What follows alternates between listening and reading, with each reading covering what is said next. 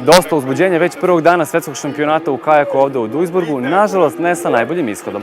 Naime, Dalma Benedek Ružičić jutros nije startovala u kvalifikacijama u kajaku od nosadu na 500 metara zbog toga što je zakasnila trku.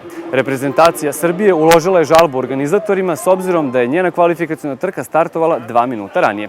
Međunarodna kajakaška federacija odgovorila je tako što je Dalmi dozvolila da se takmiči u polufinalu u stazi broj 10. Međutim, 10 minuta pre starta njene trke ta odluka je promenjena zato što je 6 reprezentacija, koje Međunarodna kajakaška federacija nije imenovala, uložilo žalbu i komisija je odlučila da Dalmi ne dozvoli da se takmiči. I think I'm still in shock. I still can't believe that this has happened to me. Mislim da sam još uvek u šoku jer ne mogu da verujem šta se desilo. I sada ne mogu ništa da uradim po tom pitanju jer je sve završeno.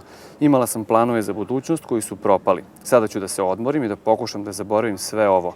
U oktobru ću da krenem iz početka i da napravim nove planove za sebe i za sve one koji su me prihvatili kao svoju i koji su verovali u mene. Dan je odlično za srpsku reprezentaciju počela Milica Starović, koja je u kajaku od nosadu na 1000 metara uspela da izbori finale, iako to nije disciplina za koju se pripremala celog leta. Prvo zbog toga što sam se cele zime i celo leto pripremala za stazu na 500 metara i može i srodnija kraća na 200 metara, što sam vesela na mediteranskim igrama. Samim tim je ova hiljadarka bila jako izuzetno teška i imala sam veliku tremu kako će to da ispadne, pošto prvi put inače nastupam u jednosadu na 1000 metara. Ali evo, srećom, sve je prošlo odlično. U finale su se plasirali i Antonija Nađ i Kristina Bedač, koje su se takmičile u konkurenciji kajaka dvoseda na 1000 metara. Izuzetno sam zadovoljna. Zadovoljna sam kako smo izvestali, kako nam je plovio čamac na vodi i lepo smo se držali sa Nemicama. One su podigle finiš, a pošto smo videli da je cela staza iza nas, u ostalim stazama su zaostale, tako da smo sa jedne strane smo se i malo čuvali, ipak finale je u subotu, tako da ćemo tamo dati sve od sebe i nadamo se najboljem. Marko Tomićević u kajaku na 1100 metara, kao i Dejan Pajić i Duško Stanojević u kajaku dvosedu na istoj deonici, nažalost nisu uspeli da obezbede mesto u finalu.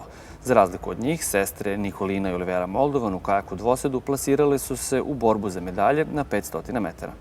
Osjećaj je fenomenalan. Tako sam srećna što evo posle 3 godine Olivera i ja smo ponovo ušli u dvosedu na 500 metara, olimpijska disciplina u finale. Kazala je da naš dvosed vredi za prvih 9 čamaca u svijetu. Stvarno smo presrećne jedna i druga.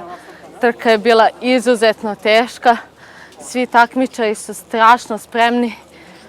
Imali smo mnogo jaku polufinalnu grupu, 5 čamaca koji su bukvalno smo znali da će biti u pola sekunde. Sve uspjeli smo da se plasiramo u finale i oduševljene smo. Iz Duisburga sa šampionata sveta u kajaku, Nebojša Radović za televiziju Pink.